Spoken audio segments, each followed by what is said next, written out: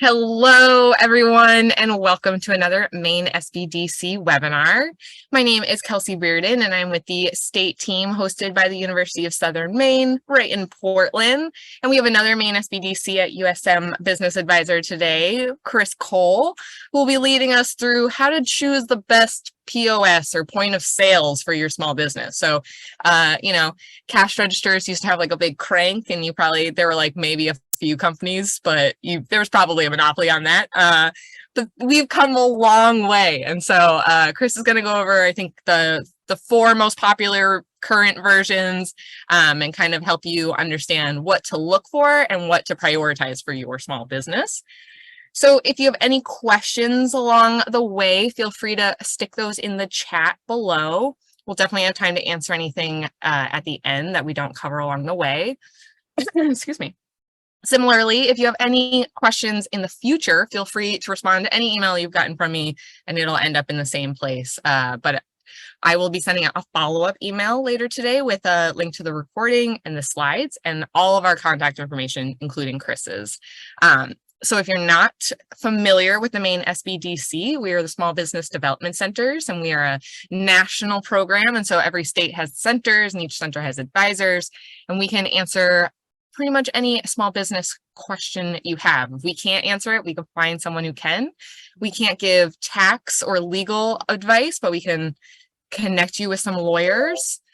So if you're not already set up with an advisor for no cost confidential business advising, there's a link in that follow-up email. So it's a easy request advising button to click, and there's a form that takes less than 5 minutes to fill out, but that's the fastest way to get into our system. So I think that's it. Like I said, if you have any questions today or like right now, stick them in the chat below.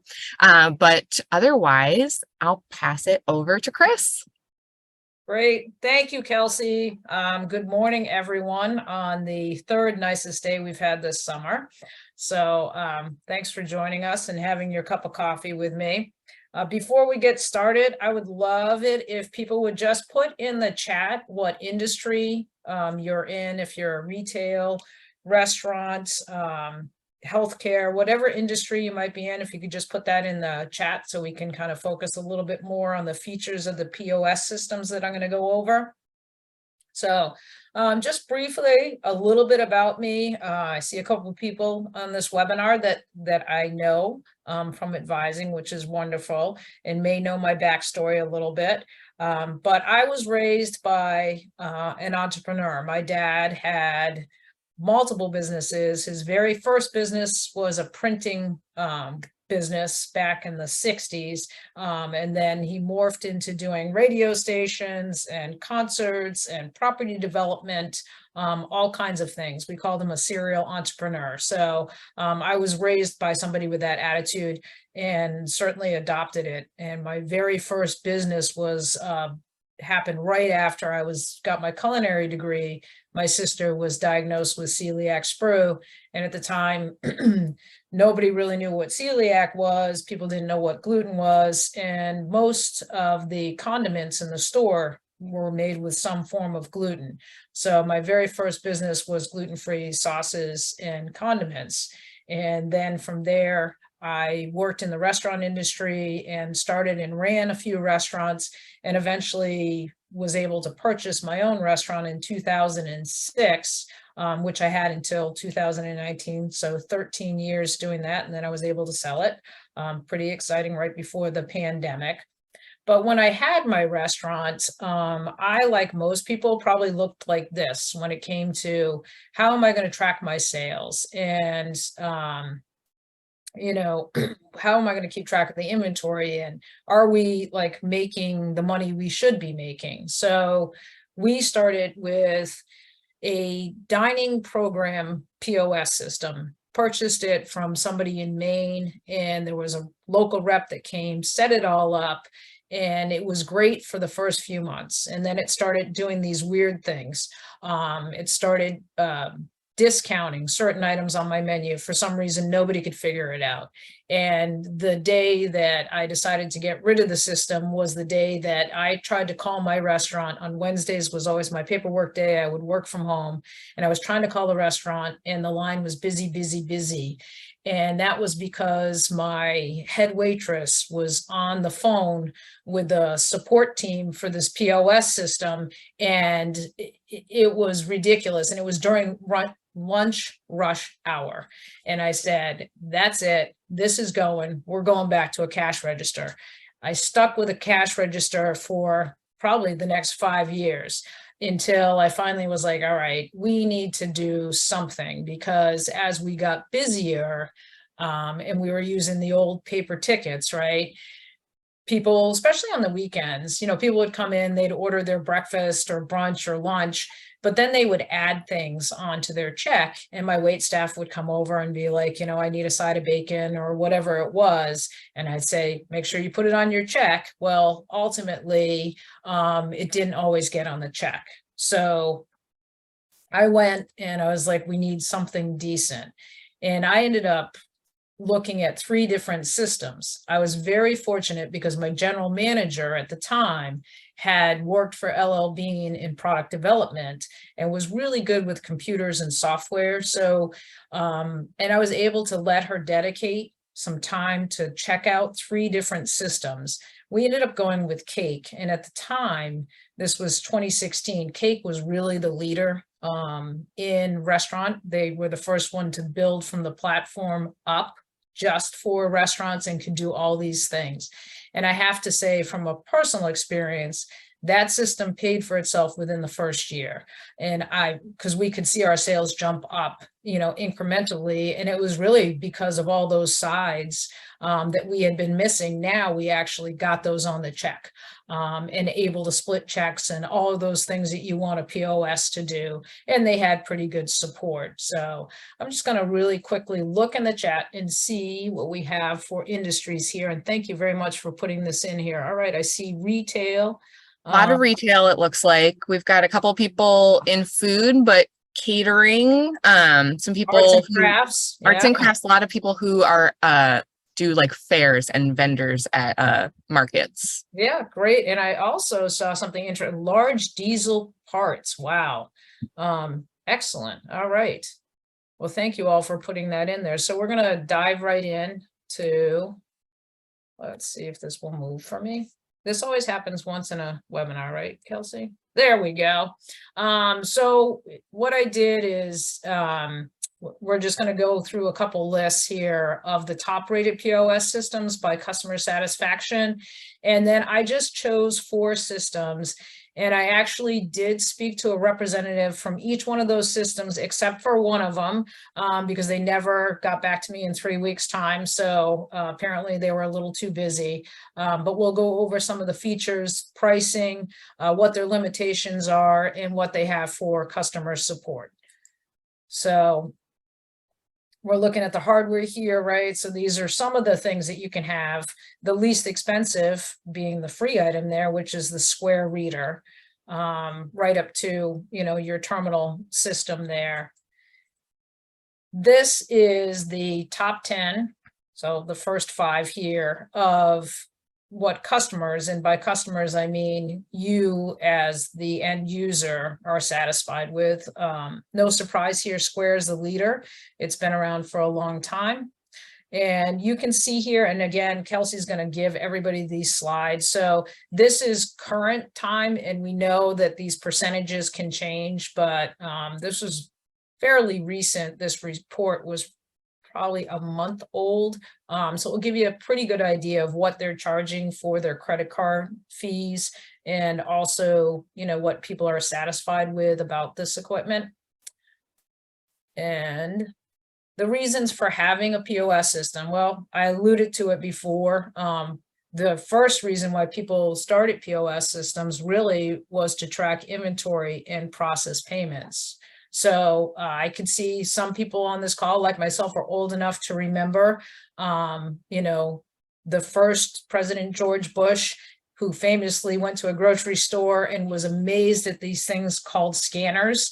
And that was pretty much the first POS system. So they've been around for about 40 years. And the reason they did that is because you think about the inventory in a grocery store or a retail store like a Walmart. I mean, there's thousands, tens of thousands of items, right? But this allows you to categorize your products too and track sales. You can run all kinds of reports. And now we can do online sales through this POS system. So it certainly is a time saver and increases efficiencies of your business. Here are the 4 that I chose. So Clover, Square, Toast, Helsum. And for online ordering, they all do it. Toast charges $75 a month for their online program. Inventory management, that comes with all of them as well. And another feature that's really important for many business owners is the ability to integrate your software with your POS system. Because if you think about it, this system is tracking all of your revenue for your business. So you needed to pair up to the system that's also keeping track of all of your expenses, right? And as we see here, Clover, there's a charge to do that. And like with Toast, you also need to add a thing called Extra Chef Sync. And with Square, it already integrates with QuickBooks, Xero, Sage, Oracle, Exact. So Square's got a lot of options for you there. And then time clock. So this is important, if you have employees and you want to be able to manage their time and you don't want to have a different system, that will keep track of that for you. Many of these systems, all of them will do invoicing and also create emails. So if you are an online retailer, or if you're a retailer and you just want to send out, an invoice, you can do that automatically once you set up the accounts for your clients. And then down here, we look at the type of payments that they take. All of them will take credit and debit cards, but somebody like Square, they're going to take all kinds of payments like Apple and Google and PayPal. And now that we have a cashless society, pretty much, it's really important that these systems will take a variety of payments. And like with Helsum, it also does ACH at a pretty low price as well. And then, website, is this going to speak with your website? Does it have website support? They all do. And like Helsum also offers a website store with their product. So contracts, and when it comes to being stuck in a contract, we all know, like if you have a cell phone, nobody ever really wants to be stuck in a contract. Clover's 36 to 48 months. Square doesn't have one, neither does Helsum. When I talked to the Toast representative, she told me that it's a 2-year contract, but they would be willing to let people out at no charge because their whole thing is they want you to be satisfied as a customer and come back. So, hopefully that is something that they're true to their word on. And you can see here the pricing for the monthly plans. So everybody but Toast has a $0 plan to start with. And I would say that Square probably has the most features on that $0 plan. Payroll services. Again, if you're having your time clock in there, you could integrate with a payroll service. You don't have to worry about rekeying in those hours and making a mistake. And you can send it right off. With Toast, it's the payroll services right in their own system. So that's $10 per employee per month. That seemed to be the least expensive, but if you have a lot of employees, it might be worth your while with the Square system to pay that $35 per month for the processing plus $6 per employee. Clover is the one company that I wasn't able to talk to a rep with. So they use a third party and there might be fees involved, but they have a contract with ADP to do the processing.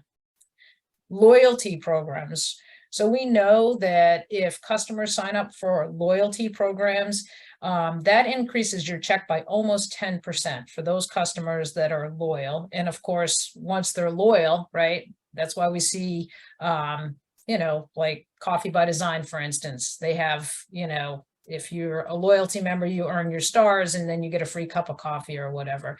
A lot of breweries do the mug clubs, right? So we know that you're going to get repeat business because people want to earn those rewards. And every different one has a different level for charging for the loyalty programs. Helsum doesn't necessarily have a loyalty program, but they have a subscription plan for customers, and that's free, which is nice. And Clover, as far as I could tell, it's a free program. You just need to download a Clover app for that. Gift cards. And this was something in my restaurant that I found really important. And the nice thing is, like when we had the cake system, we could recharge these gift cards over and over. So once we purchased them, there wasn't a fee to process or recharge. But you can see all the fees here for the different ones. And like with Square, that $2 per gift card, that's for the starter package. It gets less expensive like anything else. The larger the quantity, the lesser the price it is per each. And with all of them, the gift cards will speak to multiple locations. So it's not just, you know, if you have multiple location restaurant or retail stores, you can use the gift cards anywhere. For a restaurant, reservation services, and we know that these have gotten really expensive. Some of the reservation services charge $1 per reservation, which to me seems crazy, right? Especially if you're a fine dining establishment, you know, you could have 50 or so reservations in a night through an online booking. So you have to kind of look at what works for your situation and if it's really worth doing that. The nice thing about the online reservations is you don't have to worry about somebody answering the phone all the time, and you know, people can pick a time, and so it's kind of a time saver, but it can be expensive. Now, Square is the one company, they didn't really give me a definitive answer about reservations in particular, but they have free online booking. So it sounds to me like you would have to set up your own program, whereas like Toast and Clover, your dining room actually, you can program your whole dining room layout with the number of seats per table and all of that, so that it will work with your system, and you can put in like table turn time of 90 minutes, which is typical in the industry. You can do it a little bit farther out if you wanted to, but it seems fairly seamless with that system. And then delivery services, we know that those got really, really popular, and during COVID, because you couldn't go into a restaurant and eat. But unfortunately, the fees for those got really, really out of hand. So I did a little exploring to just see what it would be for delivery services. Toast seems to be the highest, but their claim to fame is that they don't take a percentage. And with Square, that 150 transaction, you have to use a third-party provider. And then Clover, they have an agreement with DoorDash, so that fee varies. And but the thing about Toast is that you can charge that $7 fee back to the customer. 7 of the 750 is what I was told. So as the owner, you have to pay the 50 cents, which if you compare that to going directly to a DoorDash or a Grubhub, is a lot less expensive than a percentage, you know, that can be kind of crazy depending on how much customers order. And the last of the extras that we have here, hardware. Helsum comes in with the least expensive hardware, with the exception of Square. You can get the card reader for $0. But with Helsum system, that you also get their terminal for $3.29, and then there's no subscription fees, which is really nice. You don't have to worry about things changing. So again, it's a great system if you're like a smaller retailer. And then, excuse me, like with Square, they have a bundle. And then Toast, you have to buy their router because of the credit card compliance. So they require you to buy the router. Although if you're a mobile business, you have to be responsible for the credit card compliance. But if you're a brick and mortar, you have to purchase the router. And then another thing that's become popular in the restaurant industry is the kitchen display systems. This one kind of bothers me that they charge you an extra fee per month per device. Plus you have to buy the hardware. So it's not like a nice flat fee and you get a kitchen reader, but now you're paying for each device. So if you have multiple stations in your restaurant, like, a salad station, an app station, a dessert station, the main line, that can be, kind of expensive if you're using readers and all those, or display systems and all of those. And then installation. And, some people are really smart and can do this very quickly, pretty savvy. I do have to say that all of the companies now have tried to make it super easy to do the programming yourself, and to do it yourself is $0 with everybody. And then for remote support, there's different prices, and then on-site. It's going to be your most expensive if you want somebody to come in person. Clover works with a third-party vendor for their setup. So you would have to contract with somebody else to come in, and that fee varies. I think it's called CompuServe is the one that will come in and do that if you need that, in-person setup. I know that when I did the setup for my business, there was 3 levels. We did the middle level, which was Cake programmed the main items of our menu, and then my general manager programmed all the modifiers. And then that way, she wanted to do it that way so that when it came time to change things, she knew how to do it, which was pretty smart move. Thankfully, she stayed with me right till the end, because I could have never made any of those changes myself. I was a little too busy cooking. So this is just some highlights of each of the different ones that we've kind of gone over. Toast really is made for the restaurant industry, very much like Cake. It was built from the ground up for the restaurant industry, and the equipment, which is pretty cool, is submergible, although they don't recommend just throwing it in a 3-bay sink and seeing what happens. But it's great for multiple location use.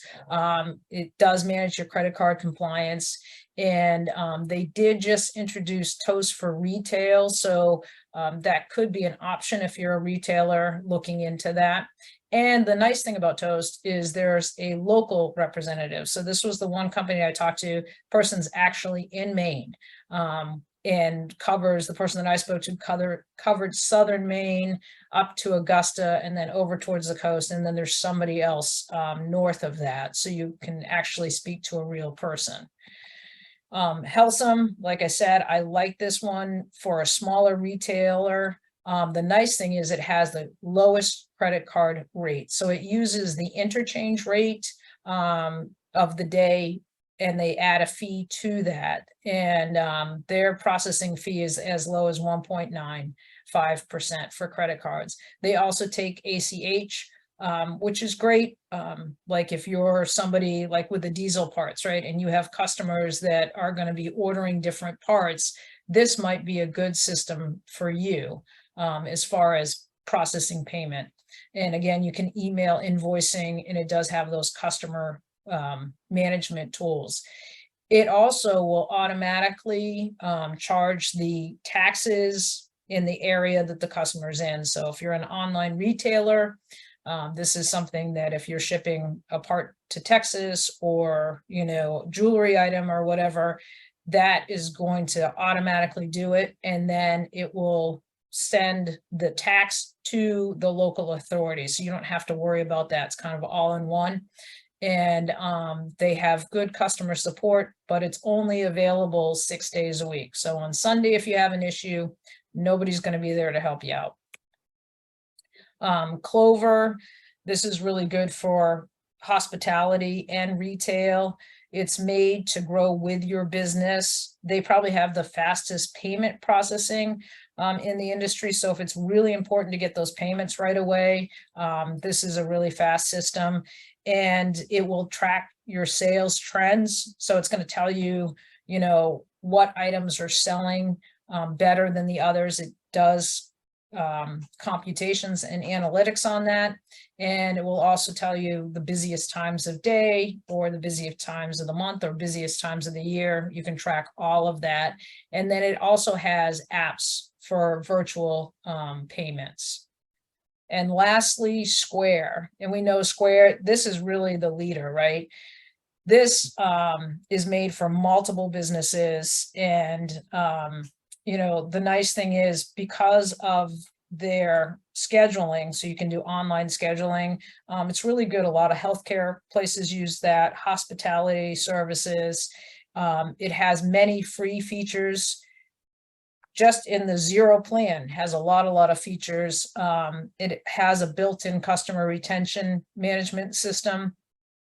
And, you know, if you're starting out and you're somebody who does like the craft fairs and, you know, you sell small products, this is a really good way to go because you get the free reader and all you have to pay for is the credit card fees, right? And it does accept multiple forms of payment.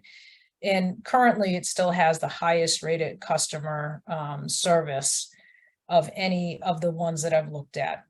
And it's easy to set up, or so they say. I've never set up a Square account, but I'm told it's easy to set up. So looking ahead, these are the new ones. And again, this always shifts. Like if you saw the opening page of this webinar, I had all these icons for all these different, you know, POS systems, but it's constantly changing, which is great, right? Because competition is really good. You know, things get better and hopefully prices get reduced. You know, we know that Shopify, it's up there because they have their whole online store, right? And the Shopify fees I have found with, you know, customers that I work with here, clients I work with, they tend to be kind of high, but they offer a lot of features that people like. So these are ones that you know, can look into. If the other ones that I listed or you're like, I want to look at something else. And we always suggest that you do some of your own research because there might be features that you find that you like in these that you didn't like in the other ones. And I included some links here. So this, you can jump on any of these and look at the product itself. Like I said, they have customer support. You can actually talk to a sales representative and, you know, hopefully get your questions answered, have a demo done, which is, I would highly recommend that you make them do a demonstration for you. Your money is worth something, so they should give you some time for that. And at this point, I am just going to stop my share. Hopefully that works. And I'll open it up for any questions that people have. And if there's any questions in the chat, that would be great. Awesome. Well done. I have set up a Square account and I have no recollection of it, which means it was probably pretty easy, that I have no painful memories attached to it. I set up at street fair sometimes. If you've joined any of Chris's display webinars in the past, you may have heard me talk a little bit, but I had the free Square tab. I got it in like 2017, 2018 maybe, and I still have it. Seems to still work. I know that there was some talk about there being like a newer version for the smart chips that the free version was not going to read. Do you know if that is still, if there were any changes with that or anything? I just have like, you know, like I just slide all credit cards, right, even if they have the smart chip, and it seems to work the same, but I knew that there was going to be like a paid console that would do the smart chips. Right. So the rep that I talked to from Square said that they've updated their system because now they're taking the Apple Pay and Google, right? So they also take PayPal. So he said that they did update the reader, but he didn't say that they're still advertising that it's $0 for the reader. Cool. So, great. Yeah, and they're also instituting the tap system, which we know now, you know, like a lot of credit cards are like that, or payment cards. Awesome. And I did, sorry. We did get 2 questions so far. So Tabitha was saying, with the delivery options for Square, can you arrange to deliver by yourself without having to use a third party like Grubhub? Yeah, so Tabitha, thanks for coming. Good to see you again. Tabitha and I've met. So with the Square, you can take online ordering and do your own delivery if you wanted to. So you wouldn't have to use a third party service to do that, for sure. Does that help?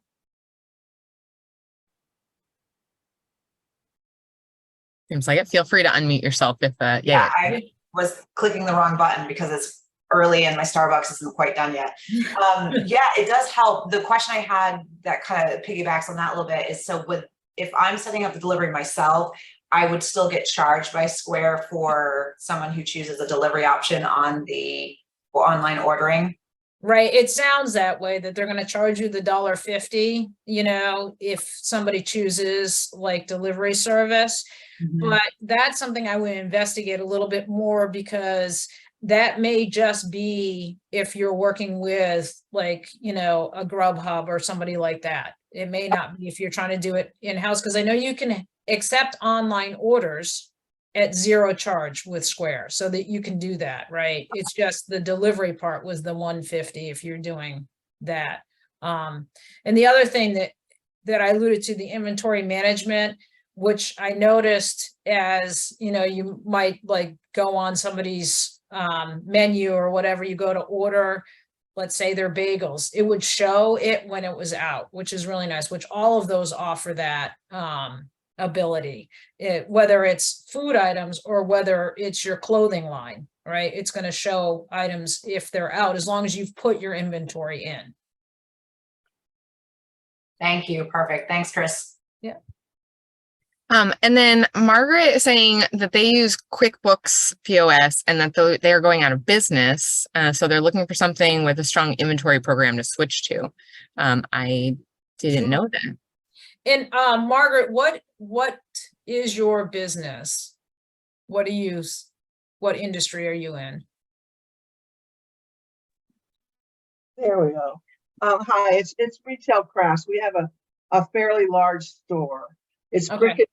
brick and mortar, but we have a lot of different artists to keep inventory. It's sort of like a consignment store. Right. So we have to have good reports and we have to have good inventory. Sure. And we've been looking at QuickBooks is partnering with Shopify. Yeah. And they're discounting the rates, but I don't want to just follow that path. I want to do a little research first before we just say, oh, let's go to Shopify. But we have a pretty good rate because we have a high volume. We're in Bar Harbor. Yeah. Oh yeah. Yeah. So anyway, I did pick up on Clover, which is one that I hadn't heard of or looked into before. Right now I have 3 on my list. One is Shopify, one is Lightspeed. People are raving about Lightspeed. And then Square has one for retail that has a stronger inventory program. And I think you need more than the little Square, you need a tablet. So Right. it's a whole other level of Square. So I'm looking into that because people have had such good luck with the other Square that I wanted to look into the one they have with a stronger inventory program. Sure.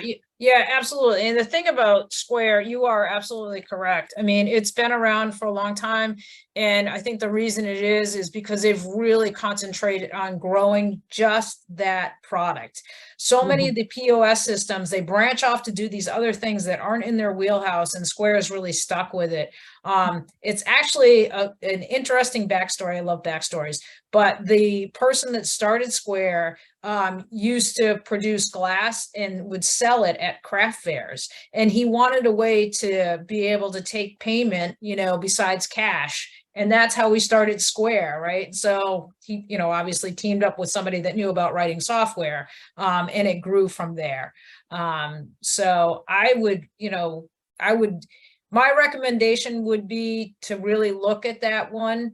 And I've heard like Lightspeed in that ranking of the ones to watch for 23, 24. Lightspeed, I think, is either number 1 or number 2 on the list. Right, right. I have a friend who manages a brand new store, and she's very happy with Lightspeed. And it's just everyone's needs are a little different. It's really fascinating. QuickBooks, when they did their point of sale, they went outside their main business and they didn't really keep up with the times. People Right. want to be able to do e-commerce and stuff like that. And so they just decided to go back to their core business and let this go. And it's been honestly kind of a nightmare the whole time we've had. Yeah, and that's too bad. And the thing is like Cake that I had, right? They were the first one to do the restaurant platform, and they Mhm. were excellent. And even when I sold my restaurant, which I sold in 2019, the people who bought it kept the entire concept of my restaurant, actually kept my staff, still had my general manager and the Cake system. And they were able, I had never used the online ordering because pre-2019, I mean, my restaurant, most people either came in the door, that was like 95% of my business, or they called me on the phone for an order. Nobody was ordering online. Right. But when they had to fast forward into online ordering, it was great. Unfortunately, Cake sold their business to somebody else, who, this was like kind of an aside thing, and they never kept up with it, and they didn't keep up with the customer service. That's why they're not even in the top 20 even, or 30. One other question. To me, Sure. the biggest question for my store in switching is, I feel like if we have a competent IT person and say we go with Shopify and they have good customer support, I don't think the paradigm of having an expert on the ground is really available very much anymore. It's like, I mean, I guess I'm asking, do you think it would be all right to just go ahead with, say we pick Shopify and they have very strong customer support, and you Yep. have an IT person to download it and get it going and move the inventory over. I don't know if you can really find an expert in Maine for some of these programs. Yeah, I mean, it's true. It's even hard to find somebody in the country, right? When you call the support. But Shopify has a real high rating. So Mhm. especially if you do a lot of online sales, Shopify, and they're trying to move into the brick and mortar too, so that they can have that cross promotion, and build both of those channels. But they're very strong online, Mhm. if you do a lot that way as well. Well, So, thank you. yep, you're welcome. Everyone, we have multiple owners, and everyone's very nervous about everything crashing on October 1st, which is a really busy week for us. Sure. Yeah. Yeah, I know that's tough, right? I did want to get to Pauline's question about, and I hope I don't know if she's still on, but she's considered buying an ATM machine to encourage people to use cash or checks. So you know what? I always thought that would be great. And there was a little lapse in time in my restaurant. I leased it out for a couple of years to somebody else in the intention of selling it to them. That didn't happen. I had to come back. And when I came back, I had no merchant or anything set up because I had been gone. So we started out with cash initially, and it was great to not have those credit card fees, I have to say. But it got harder and harder for our customers, and we didn't have an ATM. I looked into doing the ATM, and I think, there's certain businesses where you can get away with it. Like if you're Red's Eats, right? If you ever been through Wiscasset, Route 1, Red's is like, I have a place in East Boothbay and I go back and forth and I see the line at Red's and I'm like, that's just craziness. But they have an ATM machine and it's complete cash. So it is possible. And it really depends on if it's going to discourage your customers from shopping with you, paying the credit card fees is probably worth it, right? Than losing that sale. So that 2.9%, which can be a killer, it is tough, right? Especially if your margins are low. But if you're an area where maybe you're a little far out, or you're something, that's unique to the area and you have a real high demand for your service or product, and you have that ability to put an ATM machine in, certainly you can try it and kind of get your customer feedback on it. So that's my take on it. I would love it if we just took cash, because we know as we look at these POS systems and accepting credit cards, all of these fees add up. It's crazy. Like I said, I started out with a cash register. And when I started in 2006 in the area I was in, I would say only less than 20% of my customers paid with a credit card, which was very nice, as we increased volume, as we increased sales, as we increased the variety of customer base we had, we saw it. And by the time I left 13 years later, it had flipped to now 80% of my sales were with plastic and 20% was cash, Yes, that's what mine is. It's like 78% credit card, and the fees are killing me. And what do you do, Pauline? I have a nursery, so I sell trees, shrubs, baskets, little 6-packs. And a friend of mine has a restaurant, and they put in an ATM machine to help with that. And it's worked for them, but I have a totally different business. Yeah. And each transaction is probably more than a restaurant bill is going to be often. And I just don't know how customers are going to receive that. Sure. Yeah. So, I mean, other forms of payment to be able to accept, which might work, is like, especially if you have customers that are buying like in large, if they're doing a complete landscape job, right? Mhm. Somebody like that, maybe instituting like the ACH instead, which is going to be a cheaper exchange, to be able to do that percentage. Well, at this point, I have just that's my boundary. Like if I'm doing a landscape installation or something, then it has to be cash or check. Right. Yeah. I mean, that's huge. That's a lot of, that's a big outlay. So. Yeah. Yep. Yeah, I mean, certainly if I don't know if you've looked into the ATM and the fees for setting that up, but usually the way it's set up is, they have different levels. I actually did look into this years ago, right? Like I said, when I came back, I was gone from 2013 to 2015. And when I came back in 2015, I didn't have my merchant account anymore. And I was like, I don't want to deal with this. And we looked into the ATM setups, and there was different levels. One of the ones was you had to load the ATM yourself. So basically you had to be the banker for this, had to fill it up with 20s, and you could set whatever the fee was for the customer to use the ATM. And then the bank that you were working with would take a percentage, of that fee. Okay. So yeah, that's how my friends do it. So they actually, they collect a fee when a person uses the ATM machine. I don't know. It's just frustrating. It kind of just puts the cost back onto the customer instead of like me absorbing it. Sure. And the other thing is that, and I don't know the area you're in, if you're getting a lot of regular local customers, but it doesn't hurt to like put a sign out that says, you know what, I don't know if you accept checks, but to put a sign out that says, paying by cash or check is greatly appreciated, and try and encourage people that way.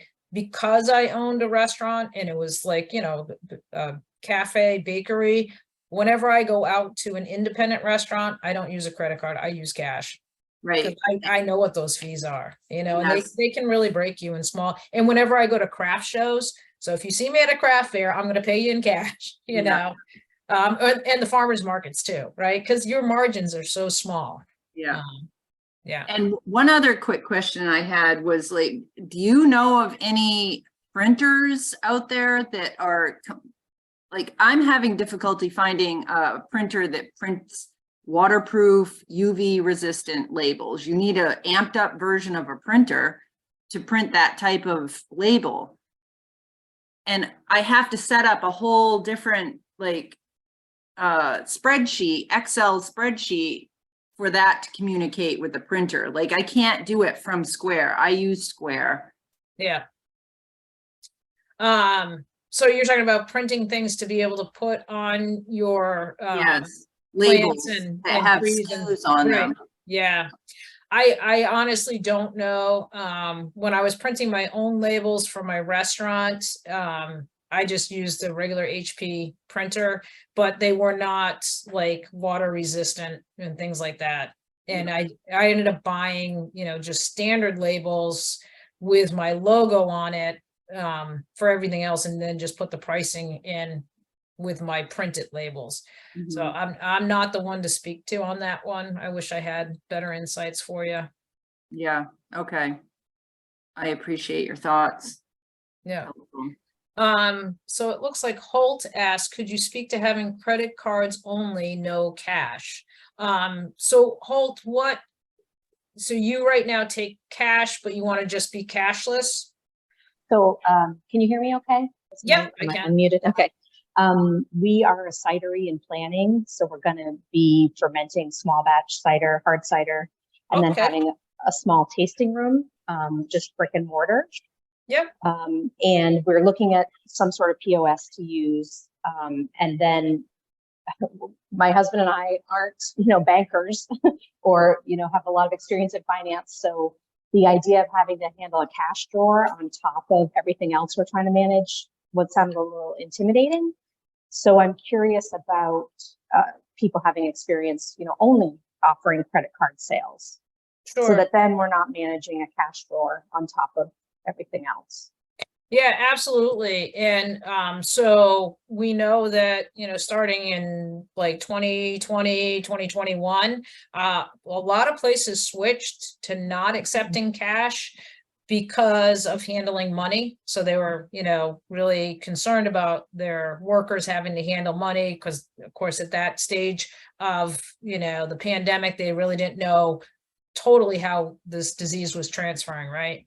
And places have stuck with that. I also know that if you go to like concert venues anywhere now, they will not accept cash. Some restaurants don't accept cash.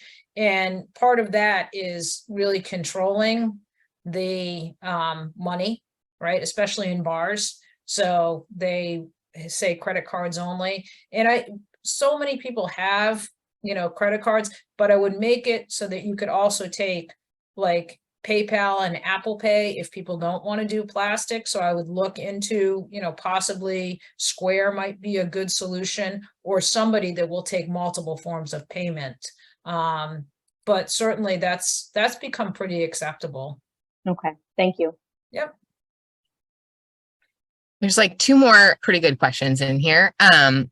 CHAA, I'm not sure who that is, but they are currently only taking cash and cash and checks, Yep. and are looking to occasionally use a credit card, and was wondering like what's the best system if you're only doing a few transactions.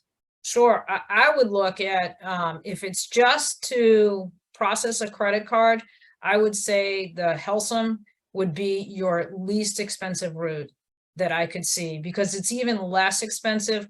So like when I used a merchant service before having a POS system, it was even then, and this was, 2010, 11, 12, it was 3% for the processing of the credit cards. And that varies because if people have rewards cards, you as the retailer, the restaurateur, you're paying for that reward, right? So I would say with Helsum, because their interchange rate is fairly low, and if you're only doing a few, they don't have a minimum. So that might be your better route to go. So hopefully that helps, but you're welcome to unmute yourself if you want to follow up on that. Yeah, it's interesting how each system is like either quantity based or quality based. Like it's some charge a lot for a few transactions, some charge a little bit for a lot of transactions. So finding that sweet spot is tricky. And then Tabitha was talking about if people have considered using Venmo or Cash Apps as an option instead of credit cards. And we have touched a little bit on the changes to 1099 contractors and the way that Cash Apps and Venmo are reporting that income to the IRS. So just keep that in mind. It's something to consider, that you are held accountable for your taxes in a way that you were not previously on those apps. But one really cool thing that I recently learned, and then Chris can answer this question as well. But Venmo has a really interesting branding option. So if you set it up for your business, you can have a QR code that takes you to a branded site that has your what the options. If you're setting up at a fair, you can have all your different items that you're offering set up on there already as a chosen button. It's pretty cool. My friend did it, and I fell for all of her marketing and made a large purchase. So that was really cool to see live. Chris, do you have any comments? Yeah, so like I know that some of the systems don't want to take Venmo because it's not secure. So it's not a completely secure system right now. PayPal, which is the sister or the parent of Venmo, might be your better option, you know, being able to accept that. And the other thing about being able to accept PayPal is that, you know, you can also flip the fees back to the person using the PayPal, which is different because in most credit card agreements, only municipalities are like exempt from the whole credit card agreement where you can't charge, you know, fees back to people, right? So I don't know if people here on this call remember when, you know, back in the day, you would go to get gas and there was cash or credit card fee, right? If you paid cash, it was less money than if you were using a credit card. And then, you know, these credit card companies ended up lobbying, you know, our Congress and Senate on a federal level and got it changed so that they could put it in contracts that if you take credit cards, you couldn't charge that fee back to people. So unless you're out in the middle of nowhere, because I was up in down East Maine, I saw a sign that said cash at the gas station or credit card. And I was like, I haven't seen that in a long time. But if you don't want to defy that contract, right?